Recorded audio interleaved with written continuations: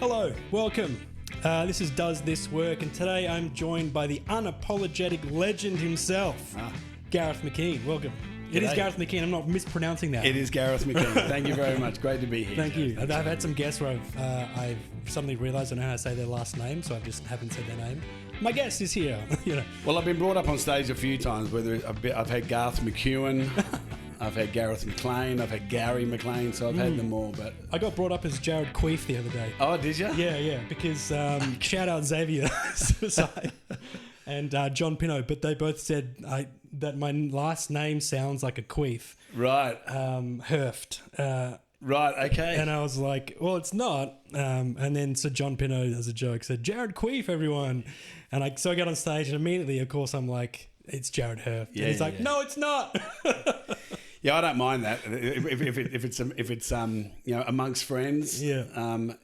Getting calling them up as what you feel their alias should be or something is that it gets you out of the blocks too. Like the humour's already started and away you go. So it more got people going. Is Queef actually his name? But thank you for joining me. Did you have to drive far? I did not. This is perfect. This is 7 minutes. Oh, fantastic. So I'm just up the road. So, so I sort of thought this was a great opportunity. Yeah, I love a close gig. Me too. I don't know if you've seen any of the other episodes, but the first question that I ask everyone is, why comedy? Well, yeah, I mean, I had a look at a couple of, and you've got a wonderful podcast. I had a look at a couple of guys I chose, a couple of favourites of mine, but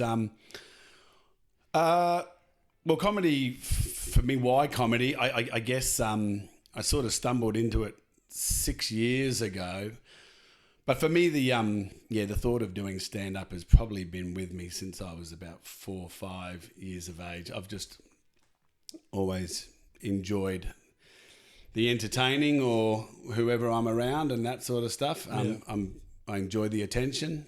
I probably, and a few people would probably say that I've been a bit of a funny bugger for quite a while. Yeah. But getting into the stand-up comedy side was kind of accidental. But 6 years ago, it sort of fell in my lap. So I took advantage of an opportunity. Like open mic? No, well, I was the social director at the Joondalup Golf Club. Oh, great. And so I spoke to the bar manager, my mate Russell, and so Russ and I were looking at putting something on. So my job was to coordinate, events for the members. And so I said to Russell, why don't we have a comedy night? He goes, yeah, let's do it. He said, I know a guy who is Nick Hunter. And so we contacted Nick, and Nick said he'll bring up a showcase group of guys. Yeah. And I said to Russell, tell him I'll do 5. And so that 5 turned into 7, and I had a ball. Yeah. And I had actually done it a couple of times before in raw comedy about 15, 16 years ago in Brisbane. Yeah. Got up drunk at the sit-down comedy lounge, but had no idea there was open mics. I didn't know they existed. Yeah. I've never have. So Nick and one of my best mates in the industry, Tim Kershaw, and Tim came up to me and said, how long have you been doing comedy? I said, 7 minutes. And he said, you should come down and do some open mic stuff. Yeah. And they had just opened or were just opening the Windmill. Oh, wow. And so I said, okay, didn't know the open mic, went down. Yeah. And caught up with guys when I was starting, and they were kind of just starting, guys like Bruno and Tarbo and a few other guys. And there was 12 of us in the Windmill, 2 punters. I think everyone apart from me was doing crowd work, and everyone asked them if they were a couple. And and the rest is it. I just fell in love with it. That's great. It's 2 punters. It can often still be like that at the Windmill. Yeah, it can be. Yeah. And then, so where did the jokes come from? So the first one for the Joondalup Golf Course comedy night. It's funny because now it would have been a rare thing back then, but now there's comedy nights all the time. I feel like it's there are, yeah, it blossomed. But where did the material come from for that first one? Look, I mean, at my age, I've got the boy-girl twins, so I've probably got the luxury of starting comedy later in life with, I guess I've got years and years of life experience. Yeah. So I just drew on that. Yeah. How old were you when you started, sorry? So that's 49. So I turned 48, 49. So, yeah, I'm 55 in January next year. So it all happened before 50. So, 48. Yeah. And so, yeah, I just drew on life's experiences and took the piss out of myself for, being old and starting to creak a little bit. Parenting and my work and all that sort of stuff. So, I mean, these are all... I mean, I've got the luxury of...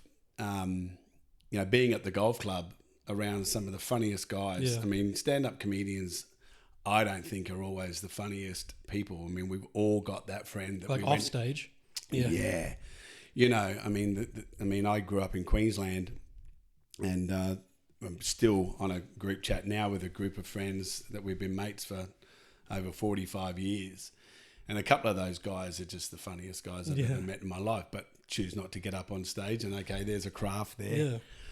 But I get to test a lot of stuff at the golf club. And so, yeah. And was there so the material, was there did you know that you wanted to structure your jokes a certain way, like a punchline at the end, or was you just telling stories? Yeah, I like the story side of it. I guess I do like a little bit of the shock sort of thing. But I guess it's the key for me is just trying to get those gags as often as I can that are relatable. Yeah. So there's sort of a bit of a mix. Having gotten up a lot, so I was never scared of the microphone. I mean, in my work, I have been in front of hundreds of people for the last 25 years in my role, management roles, etc. So getting up and also I'm a great one for preparation. Yeah. So and that meant I knew who the audience was going to be. So I knew who the audience was going to be. I knew the demographic. So I knew to tailor those gags to that demographic. Yeah. And I still try and do that to this day. Coming up with some gags that in particular night that were familiar to people, circumstances. Yeah. And the rest is... You got the bug. Oh, I got the bug. There's no regrets. I probably would have liked to have known that open mic comedy existed, like karaoke. I mean, that's kind of, I just didn't know it existed. So, so everything's been not so much a rush, but I'm trying to cram everything I possibly can in. Yeah. Well, I started at 39. I started pretty later on as well. So right. It was the same thing. And I'm like, I feel like everyone's got a head start, especially the people that are older than me that have been doing it since they were, like Gavin Baskerville, was doing it when he was young. Yep. He's been doing it for decades. Or even the people that are younger than me, they've been doing it for years. I feel like I was coming in late. Yep. But I like you, I was like around the same age. I liked making people laugh. It was fun. It was funny. Who were you looking up to at that coming up before you even started comedy? Well, it's funny because I grew up in England, so I liked a lot of the guys that made me laugh as far as stand-up comedians. I really couldn't remember. I didn't see too many other than sort of Billy Connolly. Yeah. I didn't really... Unfortunately, for whatever circumstance happened to this, this guy's caused so much drama. But Bill Cosby was huge. We had cassettes in the early '80s and late '70s. I remember the records. My parents had a Bill Cosby record. Yeah. So I was, and I used to love listening to that. But I also got the opportunity to listen to the Goon shows and Monty Python. Yeah. But I had heroes that just made me laugh. Kenny Everett. A lot of people don't know who he was, but a few of your audience might. So, I've actually got more comedy heroes now. There's guys that I like, having gone more into the YouTube and seeing who some of these guys. I didn't know who Bill Burr was. I wouldn't have had a clue through the 90s or the 2000s. Louis C.K. had no idea who he was until I found comedy, and then. So now I have a look at those guys, but I probably watch the least amount of comedy ever now. Yeah, I find it's 50-50 with comics. Some people like, all I do is listen to comedy or comedians. And then the rest are like, I try and steer clear of it. And it's funny to see the differing sort of sides and opinions of that. I go through phases where I'm like, all I watch is comedians, their specials, or comedy podcasts, or whatever. But and then sometimes I don't watch any of it. But yeah, so you steer clear of it now. I try to. I think there's the nerve of hearing a bit that you're working on, and almost having the audacity to go, that I've just heard something similar, so I guess stealing jokes, all these things, all this paranoia, but no one's probably going to give a rat's ass. Here I am coming up with stuff, but I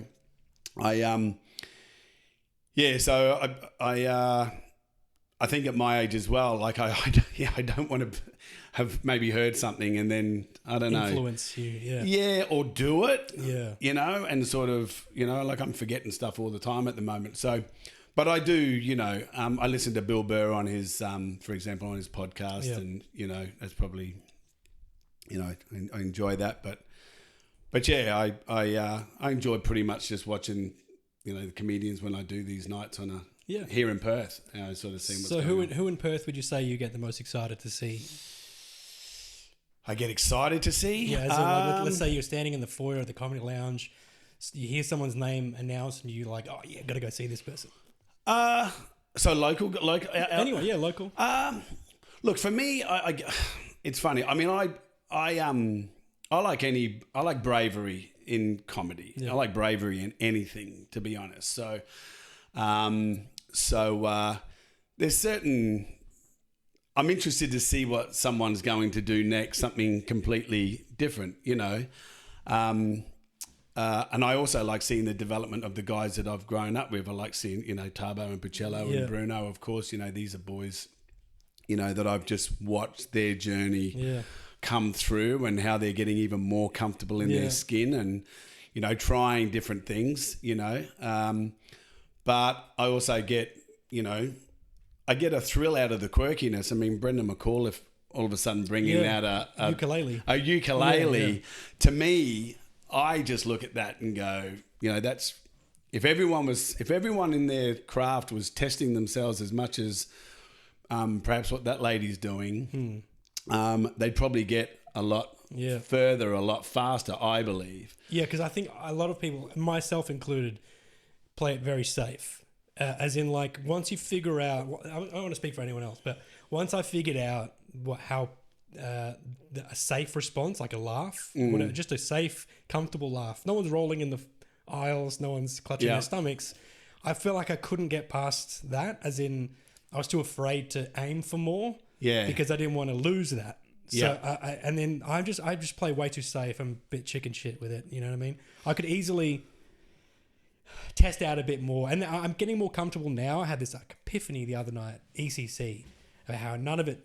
I was talking to Pacello. I had Pacello and Tabo on individually, and I had them on together. We had a drinking one, and that was hilarious. Okay, yeah. Chris was hungover as shit already, so he had a couple of drinks. But like I remember just listening to those guys talk about how specifically Pacello was like, it doesn't matter, and I clipped this once. My contact lens is going crazy. Sorry. I clipped this once, but he said the best advice he ever received, you probably saw this if you watched the pod, was that do comedy like Perth doesn't matter, because it doesn't. And he was like, and then he goes on this, not rant, but he's like, Perth is like a skid mark on the asshole on the backwater of the world. It doesn't matter and then it's been in my head for a while now. And so I'm at this gig and I'm like, I want to say something. I don't want to just get up and say these memorized lines. Knowing that I say this in this way gets a laugh. I want to go and say something of value, something that I believe in, you know what I mean? That's comedic or whatever, but it's funny how you say that. Like, you get comfortable in your own skin.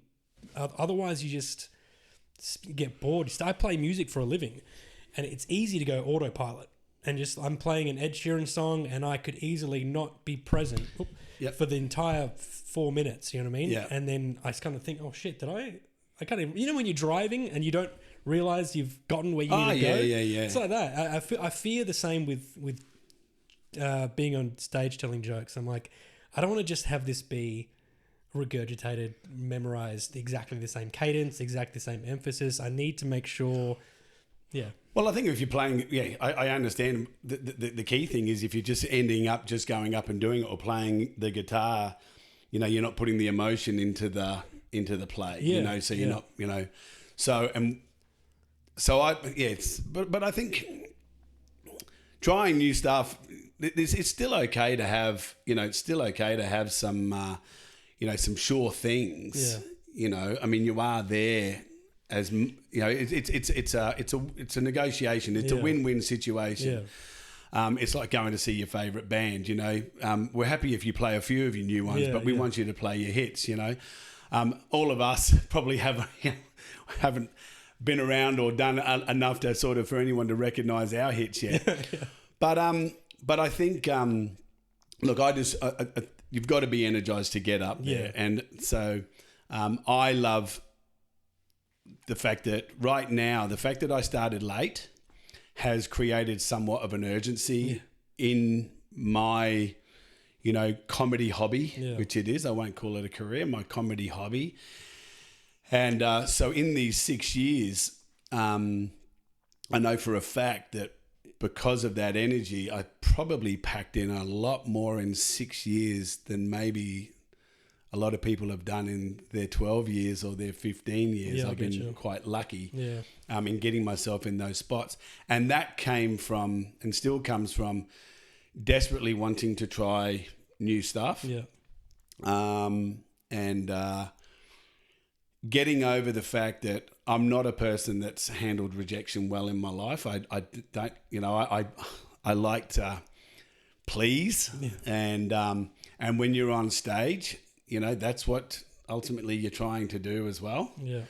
And so I had to get over that, you know, it wasn't what was in it for me. I still managed to spit the words out or whatever. Try and finish with a classic. Try and finish with maybe one that you know lands at the end. That's it. But when you're dying, you still try and throw that little nugget out, and you do it with no energy, and everyone sees through you. So, but that's it. And you have to have the energy. And that's what I was meaning is that you have to be present. Like it's fine to say the same jokes. Like obviously people, like you've written this. It's your hits, your best of. Like. And I'm on board with that. Like, I don't think you need to constantly be having new material, but like my worry is that I'm not present, and so people aren't believing it. And it's the same thing in music. So I'm like, you know, if I don't really play this and then be present, and then because I'm doing a whole loop station thing, you know, I've got a loop pedal. It's a one-man band. I'm drumming on the guitar. That's looping. You know, I'm beatboxing a little bit. So there's a whole myriad of things going on. So it's and I'm stopping and starting. So it's, you know, instruments are coming in and out. It's fun, but it's really easy to get. It took a long time to get good at it, but it's so easy to now it be so procedural in your head that it's like you're not present. So I think the times where I haven't done well on good material are the times where I've been just saying it. I get on. I'm not present. I'm not thinking about the audience. I'm not there. I'm just not. I'm somewhere else in my head, and I'm just saying the words. And then the laughs are like, you know, it's fine. And then it's funny you say that because you know, if it's not doing well, and you're like, I'll close with a winner. And then I don't know if you've ever had this before, where like I'm closing with a winner and that bombs too. Yeah, of course. Yeah. Look, I mean, you know, as long as for me, I can handle the bomb. I mean, I love nothing better than seeing a mate bomb. I love that in the aisles, you know, and I'm just as happy when they, you know, when a couple of my mates do well as well. But but what I guess for me, the time on stage, and you know, Xavier is the first to sort of say how many people he's juggling to make sure he's got, you know, within those grassroots rooms, he's got that many comedians, you know, people that just want to get up and have a chat. But that time is so precious up there. So You can't take it people. for granted. You can't waste it. Yeah. I mean, you get to my age, you certainly can't waste it. I mean, I'm still, thankfully kept reasonably. I'm certainly not hip. I'm certainly kept youthful. I've got 24-year-old, boy girl twins. Who keep me on my toes. But I certainly want to keep, that energy. But I don't want to waste a moment up there at all. So I do write a lot. I probably enjoy the versatility that I've got in my comedy. Yeah. I like to sort of try and explore what is my point of difference to, there's probably groups of comedians in Perth for, whatever we think, whether we care about it or not. But, I think there's a group that's genuinely trying to improve but there's probably sections of us that you can probably put in one lane. So, there's a few, but for me, I certainly want to try and, have that versatility in my comedy. And I have to be trying new stuff all the time. Last night we did the roast battle, which was I have to say, one of the best nights I've had. And I've been fortunate enough to have some very good nights over the last 6 years in comedy around really good people. But last night the culture was good. Yeah. The people that were involved were spot on. Everybody wanted to make I did the Trump, I dragged him out last night. And as much as I don't want to use and abuse him, I mean, the fact is that it's nice to pull it out every now and again. It's topical, always it's topical and, it's what have you. But last night you could really see the way, the grassroots, group have got things set up. That was a real collaboration. Yeah. That's something really different. Yeah. Nobody was there for themselves. Yeah. And everyone was trying new stuff. And so that was really good last night. So, but that comes again with the versatility. Yeah. One of the young guys I think's coming up really good is Wyatt Nixon. Yeah. And Wyatt, I think, has got some really good stuff. And he's said to me last night, which he said to me before, he goes, I want to catch up with you. I want to start doing some more stuff about parenting and that sort of thing. And I said, you better talk to my wife about that. But he was talking about other demographics. He wants to improve his comedy to attract other demographics and that sort of stuff. It's incredible foresight. Planning. Yeah, and I hope he does. Yeah. I hope he does start to work that out, because it is such a thing to. I sort of watch the comedians that maybe walk into the comedy lounge, and I only really do Gong up in there at the moment, and but as soon as I walk in there and I'll see some of the other comedians walk in, and have a look around, see what age groups in the front row, start taking a little bit of care about and I religiously do that. I'll have a look. And then do you alter your material based on that? Sometimes, yeah, for sure. Like if I see, that, 20 to 25 all lined up in the front row there, then I'll tailor something to open up to get them out of the gate. Yeah. Because I can only really, you've been up there, you can only really see 2 or 3 rows. So that can get you going. But yeah, I'm certainly... a lot of the gigs that I've done in regional Western Australia, sort of I love that kind of audience, and I find that one of the easiest to play to. But yeah, I think looking and scoping out the audience can set you up. So again, that comes with flexibility, versatility, getting yourself out the gate. I definitely need to be more flexible, because I have my set structured in a way where I'm a big callback guy. I love a callback. Yeah, right. So if I have to open with a certain joke to be able to call back. Yep. Or at least one of the first few jokes has. So I feel like I too chicken again to deviate from that, because I'm like, this is gonna have to, especially to gong, because I'm like, I've got 3 minutes. If I don't get gonged, this payoff is gonna this callback is really gonna pay off. Yeah. And it's worked out sometimes right on the money, right on the timer, 3 minutes. I don't think I've even won gong before. You've taken out some money, haven't you? Yeah. I've won it once. Yeah. But Yeah, I've got a thing about gong at them. I mean, I think it's a good concept at the moment that you get the 90 seconds now. Grace period, yeah. Grace period. You know, without sounding whatever, I mean, I go there now for that gong, not for the money. Yeah. I've made that clearer myself. I think it's a real challenge, you know, some of the names I've already mentioned, that we should be going in there. And if you can get through 3 minutes, and I was talking to one of the guys there, one of the managers there who said, you know, really appreciate, you know, you're trying that new stuff. And I sort of figured that if I can get through gong with 3 minutes, admittedly 1.5 minutes is a free kick, then it's going in. I mean, that's, you know, and I've managed to do that. So that's where I take out of it. And there are some secrets to that gong. You know, how you come out full of energy. There's some people that have pretty much worked out the formula, the formula for gong. But and it can be brutal, but again, I think that comes down to that bravery. On the flip side, I've seen people come out with energy and receive zero energy back from the crowd. They've come on, they've gone, "What's up, everyone?" Yeah. Crickets. Crickets. Yeah. So I think you have to have that. I think you have to naturally be energetic. I come out and I'm like, I come out just as me. But like I've done all right. I've never won the gong. I've never come in top 3, but I came in top 4 so many times in a row. Yeah. But that's when I first started. So, and it was behind like Wolfie, Jill, and Ian Burke. Yeah. Okay. So I'm like 4th. I'm like, and I'm brand new. I'm like, all right, I'm taking that as a win anyway. Because if these guys weren't here, maybe you know. Yeah. Pros.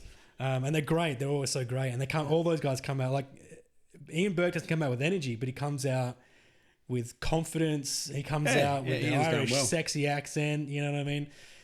Even Jill will come out and she's like, "I'm Scottish." Cheers. Yeah. Wolfie will come out and just fall into the microphone. He's full on, Andrew. That's for sure. He's having his spotlight moment. He's 15 seconds of fame right now, which I really hope that he does well with it. I mean, I had a look and I sort of won't say that I'm close to Andrew. I mean, I see him out there and always when we get a chance, we have a quick chat. But I certainly sent him a message to sort of say, "Hey, good luck with this and well done." So Bruno as well. Bruno got on there. Yeah, we were there. I was there earlier this year and lined up and at the across the road from the mothership there. Oh, you were there? Great. Yeah. And there's like 350 people in there, so they set you up on this corner and. So I did a couple of sets there in Austin. So when we did a bit of a tour this year, this year, which was fantastic. Was this like just a holiday, or were you going there for comedy? No. We went there for comedy. Oh, so fantastic. I went there with a mate of mine. A polarizing guy from the comedy scene here, Jimmy. But yeah, so he's from the States and was a part of the comedy scene here. He lives in Tassie now, and. So we went over there and did 13 gigs between Minnesota down into Texas, driving in the van, and so in under 3 weeks and sometimes minus 5 degrees. And it was. You okay in the cold? Oh man, yeah. You're from England. Yeah, right? I'm from England. Well, it was. Well, when I left, it was When we left, it was 43 degrees here. Yeah. When we arrived in Minnesota, it was minus 25. It was just Minnesota's right on the border, isn't it, of Canada? Yeah. Just below. Yeah. So it was cold. So I mean, sort of gave me some early material for the American audience as soon as I got there. So that was, and that we actually arrived one day after Trump's inauguration. So hectic time to go. It was a hectic time to go. The Midwest is there was every time where we were driving through, there was Trump and JD Vance signs all over the place. My mate put me on the spot, so I actually did Trump at these gigs, which was did that go down well? It went down. It was absolutely unbelievable. Did you have the get up? So I took it with me. I put it on one night. Just trying to think where we were. It was this pub, and we had a crowd, maybe about 45 or whatever. Yeah. It was actually this. We were actually on a stage, and it was a long bar, whiskey bar, with the wall full of. And I put it on there. The opening night, Jim got up and sort of said to the crowd, before I bring my mate out from Australia, he does a great impersonation of our president, Donald Trump, but he's been told by everybody in Australia, including his wife, do not do it, you'll get shot. To which case this guy about 5 rows back says, well, if he's any good, he won't. You see guns cocking all Oh, over the place. man, yeah. Oh, they were just... anyway, I got up there, got the hands out, did the thing, and there was just silence. And I was like, uh-huh. And then... USA. Yeah. And I was just like, oh, you got to be kidding. Yeah. And they absolutely frothed. Oh, so great. it was That's a lot good. of. I had this one lady come up to me and she said, excuse me there, could you do me a favour? And I said, yeah, what's that? She said, my husband's shy, he won't come up. And would you do Mr. Trump on his phone as his answering machine? And I'm like, you got to, this is just too much. When did you realise you could do Trump? Well, I've always been a mimic. Yeah. As a young fella, and you mentioned about early comedians, I always loved the impersonators. I loved them. Yeah. I loved them. Anyone that could do the voices, and there's obviously one of our best here, and super guy John Pinder. Right now, I haven't hung out with John enough, but I know that he would be able to do. He's got accents. He does the Australian accent, and obviously a few others, but I've got no doubt that he could do some of the ones that I used to do in the 70s and 80s. So I've always been a mimic. Teachers, regular people I like doing. There's a few comedians. I won't do them here, but I can do them as well. And so I've always been a mimic. And so I needed to get a word. And as soon as that word came out, I had it. Yeah. And then I was the biggest fucking pain in the ass around the house. Everything that I gotta tell you, we gotta unpack the dishwasher. The dishwasher's full. We gotta get it unpacked. And everyone was getting sick of it. And so I would just reach into that. Yeah. And then I thought, okay, I can. Because I do push the boundaries on some of the jokes that I do, and sometimes I go too far with the dark jokes and that sort of stuff. I do like them, the shock factor. Yeah. I try and make them at least smart rather than. I believe that if you're going to have one of these gags, it can be shock. Strip the shock back, and it's still got to have something to it, right? Yeah, that's right. Right. Substance. But the thing is, it's like a ventriloquist. It wasn't me. Yeah. It was Don. Don't blame me. Now, so I kind of started, and I threw a couple out last night. Yeah. I've got a couple of hard ones there that I let him do, and so that was kind of nice to sort of handball it to him. But I like getting him out every now and again. Yeah. I had to shave the beard, and as I said to you, find another chin. Where's that camera? Oh, dude, me too. And that's why the camera's hired today. Yeah, so it was good fun in the States having him. They embraced it. That's great. It's satirical as well, and it's like, even if you're not a Trump supporter over there, I feel like you'd still win that crowd as well, because they're like, oh, he's taking the piss out of Trump. That's great. Oh, yeah. And if you are a Trump supporter, they're like, fuck yeah, Trump.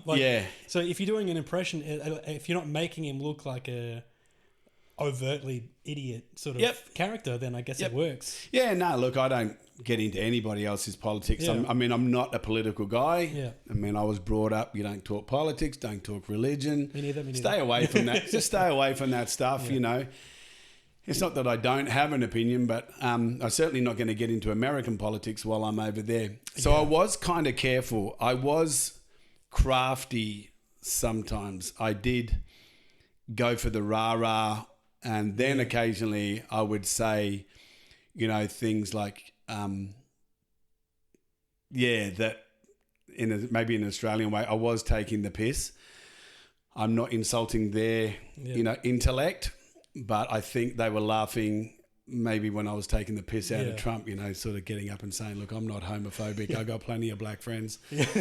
And, So, but yeah, it was.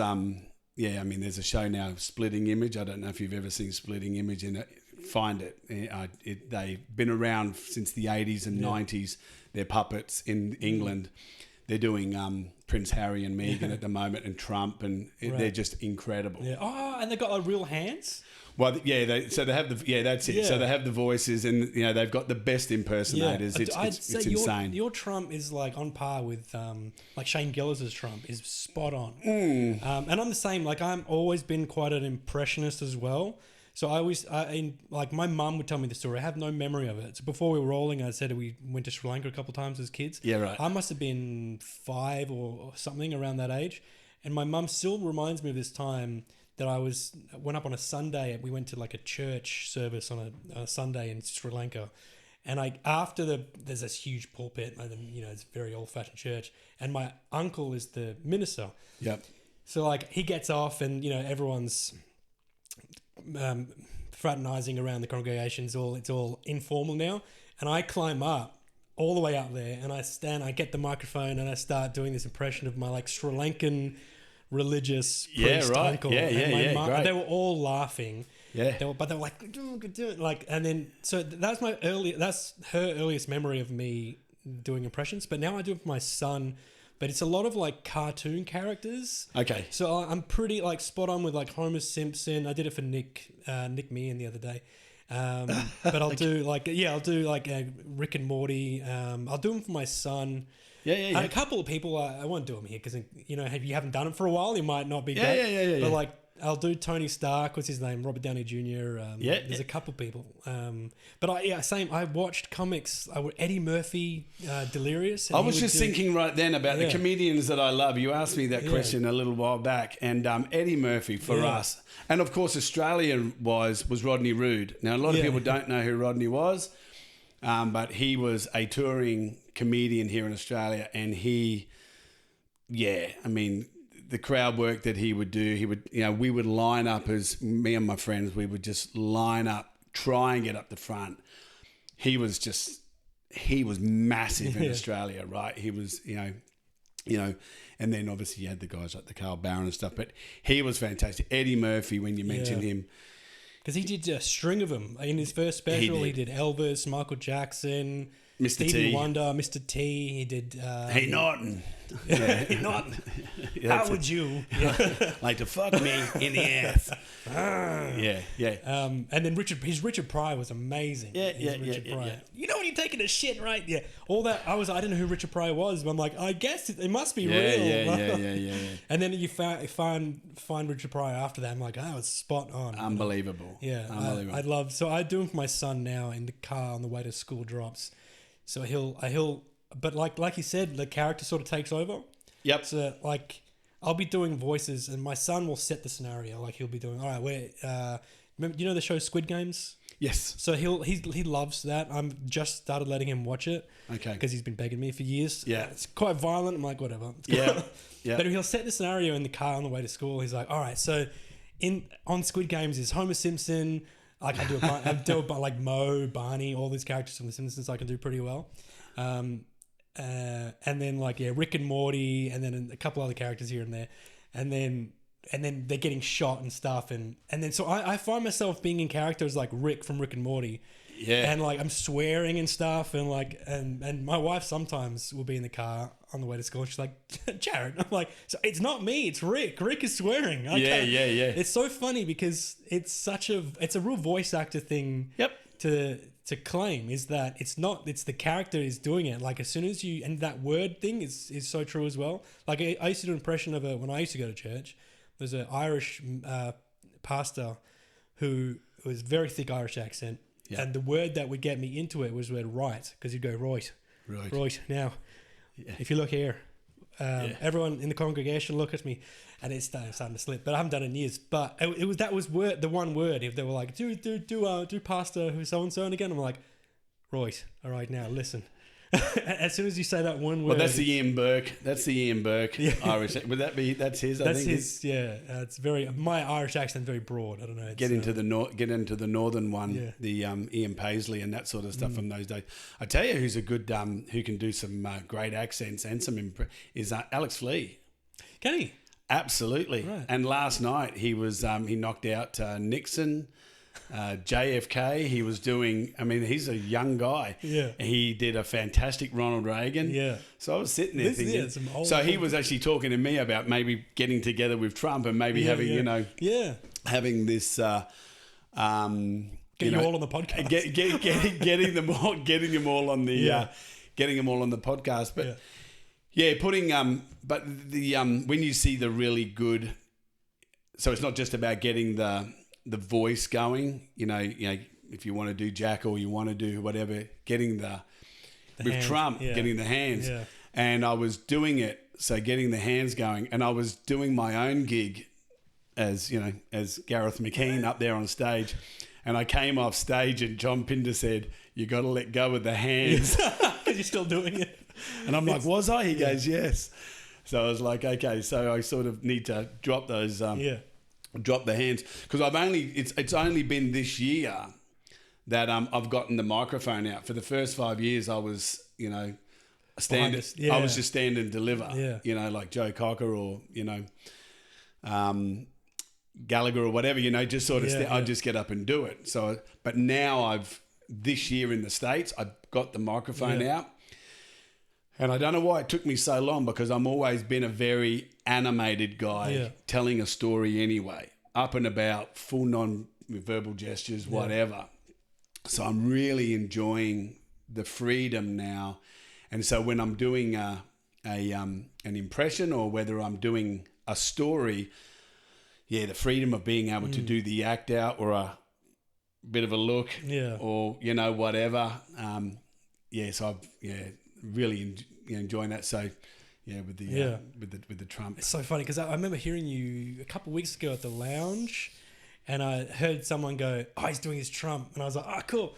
Rushed in to see, and it's so funny because he does, and you get the mannerisms down well. Even the things he says, how he has these broad amounts of things. Like a lot of people, most people, everyone thinks this. Most people think this. It's like there's never. It's just so broad and random. It's like everybody thinks that I'm I'm the best gardener in the world or something, he said. It's always it's about saying that, like I said about the dishwasher, it's the stupid things, but you talk about Shane Gillis, and I think obviously, I've seen his Trump and it's fantastic, and there's plenty. I think there's plenty I'm hearing doing it, but someone said to me I needed to start getting the screech, getting the deeper.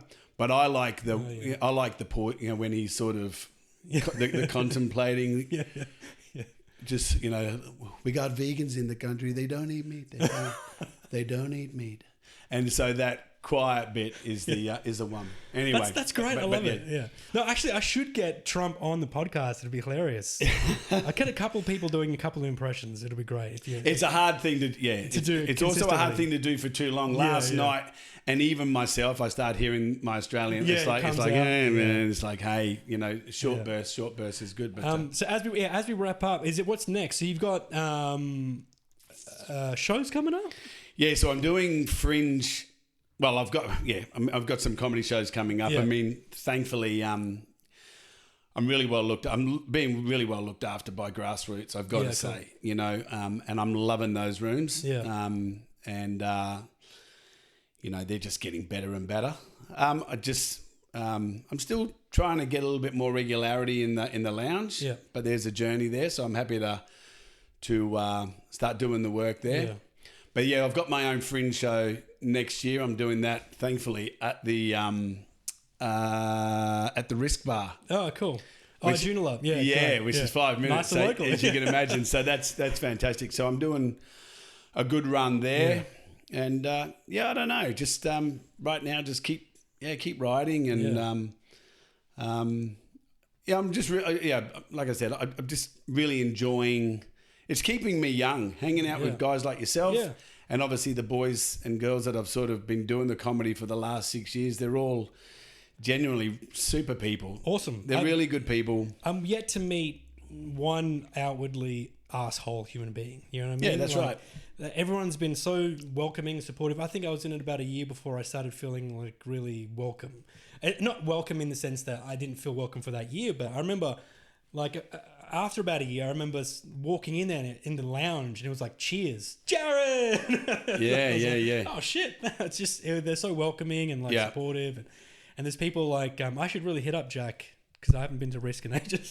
Yeah. It's right around the corner from me. Yeah, get on over there for sure. But yeah, so like, what do you think about down the line filming a special, putting it out on YouTube, anything like that? Yep, so I would love to do that. Yeah. I absolutely would like to spend the money and put together a if not even for the grandchildren or to sort of leave. I think there's an opportunity to leave some of that behind. Yeah. Or have a look at a body of work myself. Yeah. It'd be cool. I mean, Mark Norman did it with his first special. I think it was Soup to Nuts. I think it was Soup to Nuts. Okay. He put out, because Netflix wouldn't buy his stuff. He was still new. He was shopping around. And he's like, screw it. I'll just put it on YouTube myself. And it's out there for free. Yeah. You know what I mean? And he did it. And it really worked. Like people saw it and took more note of him. And then, Well, I've always loved underground punk music. Yeah. I love independent labels. Yeah. And so there is still a market for that. So I do, I probably, I'll take whatever advice I can in regards to where to put it. But yeah, like I've got a body of work now. Yeah. I've got enough to be able to put something together. I've certainly got enough that someone would cut it up nicely, that it would look like the full package. Yeah. I've got my mate, Tim Kershaw, who's doing unbelievable work with Jasky at the moment with, with Sick Hunt. So that's, I've done about 3 or 4 episodes with those. Oh, great. Oh, yeah. Oh, man, we've caused so much. We've caused some real drama. I see his interviews popping up once in a while. Oh, man. They're those boys, and they're killing it. And Lance is helping them out as well now. So it's... I've done Trump for them, and we've done comedy in rickshaws, and remember I was talking about difference. Yeah. So I'd love to. There's still some things I think that can happen in the comedy here that I'd love to. I don't know what the idea is yet, but something different with it, other than just the stand up. Yeah. I mean, I'm thinking about I keep saying this every week, but I'm thinking about incorporating guitar. I might get on and write some just comedy songs. Not like a, what's the word? Not like a Weird Al type of thing. Literally just write jokes to rhymes and then try and incorporate some music in there. But, I'm still thinking about it. I don't know. I don't want to be like a gimmicky thing. Yeah. But well, right now with the AI stuff that's coming on, which, is so far above my head, it spins me out, and I'll admit that I love it, I see it, but I think there's a real thing where people are going to really start to embrace more live stuff, because it's going to be tangible. They're going to believe it. I mean, already there's a great support for live live bands. I'd love to see, I used to get to see so much live music in Australia and live entertainment, and on the East Coast, unfortunately, a lot of the places where bands were, there's poker machines now, which is horrendous. Yeah. But I think live music and live comedy, so start seeing a hell of a lot more of that as well, which would be great. So yeah. Yeah, fantastic. We'll leave it there. Well, Gareth Mckean, thank you again for joining me, man. I really appreciate it. No worries, dude. Thanks very much for having me. No, we'll get you back on again soon. Look, maybe next time you come on, what I'll do is we'll have like a guest appearance, very brief guest. Maybe you could just step out, and then for about 10 minutes, we could do that. We could do that. We could do that for sure. Yeah, for real. That's cool. And then just get Trump in footy shorts. Or maybe Trump getting interviewed by Homer Simpson. That would be quite. That would be. We'll get him right there. We'll get him. We'll just keep cutting back. Absolutely, that'd be great. But mate, hey, congratulations on what you're doing here as well. So I think this is fantastic. I mean, all of this stuff is super cool. So. Yeah, just a quick, if you could just promo real quick as Trump, you know what I mean? If you could just plug the podcast. Does this work? A comedy podcast? I can do that. I got to tell you what a great experience it's been. I've been interviewed by some of the best. But I got to tell you, Jared Queef, is it Queef? I don't know, is it Queef? With Does This Work? What a great comedy podcast. Get onto it, share it, do whatever you got to do. Love and wishes to this wonderful podcast. Terrific. That's fantastic. Thank you, sir. That's great. And yeah, we'll see you next time. I'm thinking about doing a live, like an audience one, like a Jimmy Fallon type setup. Oh, yeah. But at the moment, it's popular with comedians. Comedians loving to come on, but I'm still waiting for the public to sort of catch on. Yeah. But thank you again, Gareth Mckean. You can catch Gareth Mckean or Gareth Mckean. Gareth Mckean. You can catch him all over the place. GarethMcKean.com. Yeah. Check him out. He's everywhere. He's a legend. He's unapologetically Gareth Mckean. Join us next week for our next guest, whoever that may be. Thank you very much.